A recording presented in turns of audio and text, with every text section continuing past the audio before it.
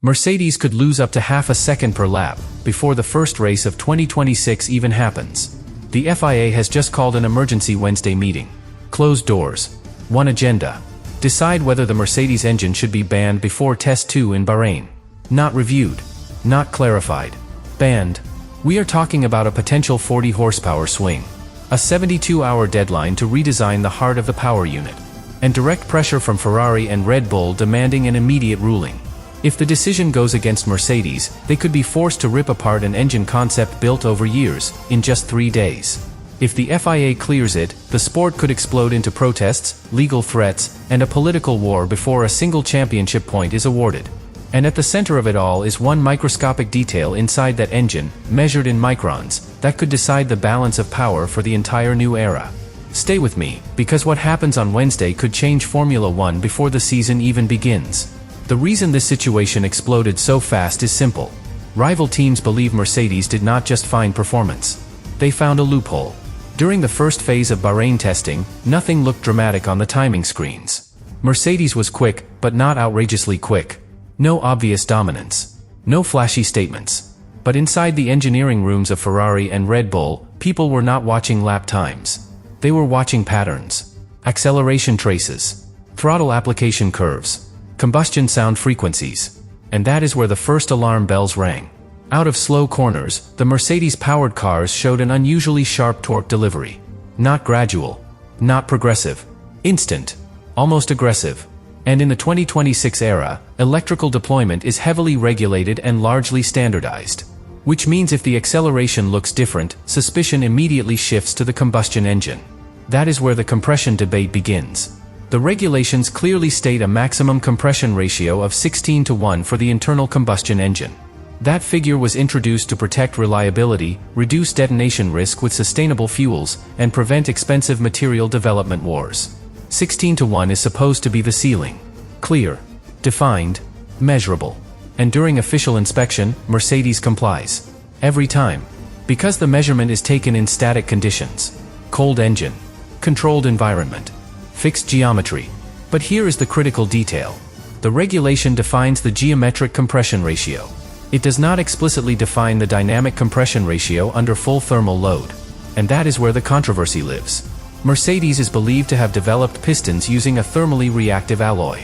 When cold, the dimensions are perfectly legal. 16:1. Compliant. But once the engine reaches operating temperature, those pistons expand vertically by microscopic amounts. Microns. Tiny expansions. Almost invisible. Yet enough to reduce combustion chamber volume at top dead center.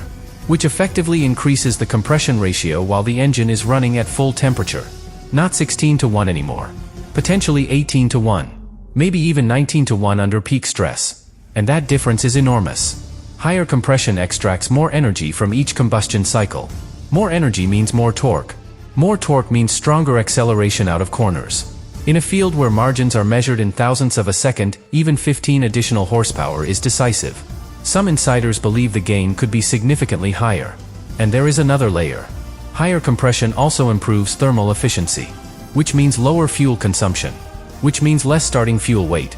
Which means another performance advantage stacked on top of raw power. It compounds. Power. Efficiency. Weight reduction. Corner exit traction. And here is the genius of it. When the engine cools down after a run, the pistons contract. Back to their original geometry. Back to legal compliance during inspection. Which makes the entire system incredibly difficult to prove as illegal under current wording. If this theory is accurate, Mercedes did not break the rule. They interpreted it. And that is exactly what the FIA must decide on Wednesday. But compression is only the first layer of suspicion.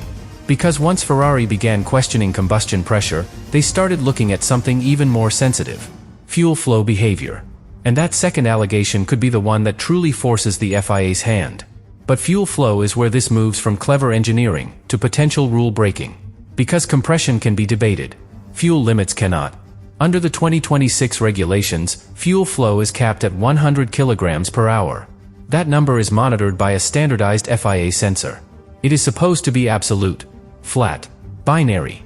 Either you are within the limit, or you are not. But here is the technical nuance that triggered suspicion. The sensor does not measure fuel in a perfectly continuous stream. It samples at extremely fast intervals. But intervals nonetheless. And where there are intervals, there are microscopic gaps.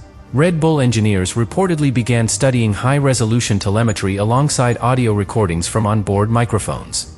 Not just how fast the car was going, but how the combustion sounded under throttle. Because combustion under higher pressure creates a distinct acoustic signature. What they claimed to have found were tiny irregularities during corner exit. Short pressure spikes, milliseconds long, synchronized exactly with aggressive throttle application. The theory is unsettling. If the injector system operates at a very high frequency, it could create microbursts of increased fuel pressure between sensor sampling windows.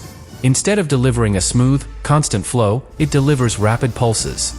Each pulse extremely brief, too short to trigger a sustained over-limit reading, but long enough to inject slightly more fuel at the exact moment the driver demands maximum acceleration. Now combine that with higher dynamic compression. More fuel, more pressure, more energy, instant torque, sudden exit speed. That is exactly what rivals believe they observed in Bahrain. And this is why Ferrari reportedly presented a detailed dossier to the FIA. Exhaust gas analysis, combustion frequency comparisons, data suggesting pressure levels inconsistent with a strict 16:1 compression limit. This is no longer rumor. This is evidence being debated behind closed doors. And that is what forced the FIA to act before Test 2. Because once a formal protest is filed at the start of a session, the consequences are immediate. Cars can be halted. Results frozen. Headlines explode. The governing body wanted control of the timeline. Containment. A decision before chaos. But here is the dilemma. If the FIA bans the engine on Wednesday, Mercedes has roughly 72 hours to respond. Not to redesign casually. To survive. Because if both compression behavior and fuel mapping must change, the entire combustion philosophy of the engine shifts. Ignition timing must be recalibrated. Thermal loads redistributed. Turbo response adjusted. Electrical deployment remapped. And reliability becomes a serious concern. These engines are not built with spare flexibility. They are optimized to the edge. Move that edge, and the structure beneath it can crack. Yet if the FIA clears the engine completely, another storm begins. Ferrari and Red Bull have already signaled they are prepared to escalate. Not just sporting protest. Potential legal action. Public pressure. Political tension. So Wednesday is not simply about technical legality. It is about defining the boundaries of interpretation. How far can a team push wording? How much innovation is too much? And perhaps the most uncomfortable question of all. Did Mercedes outsmart the regulation, or outmaneuver its spirit? Because whatever answer the FIA delivers, it will echo far beyond Bahrain. It will shape the philosophy of the 2026 era. And the reaction inside the paddock could be even bigger than the decision itself. But beyond the engineering, beyond the telemetry, beyond the compression ratios and fuel pulses, there is something even bigger at stake. Control. Because 2026 was designed to reset the balance of power in Formula One. New power unit philosophy. Greater electrical emphasis. Sustainable fuels. Stronger cost control. A fresh start for manufacturers entering the sport.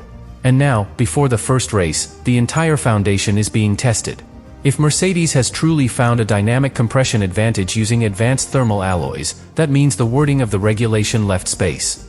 And in Formula One, space in the wording is opportunity. But opportunity for one team quickly becomes obligation for the others. If the FIA allows this concept, Ferrari will respond. Red Bull will respond. Audi will respond. Every manufacturer will begin investing in exotic material science, advanced expansion modeling, microscopic geometry optimization. And suddenly, the cost control philosophy that defined the new era starts to erode. Because once one team opens that door, you either follow, or you fall behind. That is why Ford, as Red Bull's new partner, is reportedly uneasy. They entered the sport expecting stable, predictable regulations. Not a material science arms race before the first green flag. And that pressure does not stop at the paddock. Liberty Media has built the future narrative of Formula One around sustainability and fairness. A transparent championship. Clear rules. Level competition. An engine controversy before the season even begins threatens that image. Sponsors notice. Investors notice. Fans notice. Now shift the focus back to Mercedes. Publicly, they remain confident. Their position is straightforward. The regulation defines a geometric compression limit. They comply with that limit during official measurement. There is no clause explicitly banning thermal expansion under operating conditions. From their perspective, this is innovation within the written framework. And that argument has weight. Because Formula One has always rewarded creative interpretation. Double diffusers, blown exhausts, flexible wings. History is full of gray areas.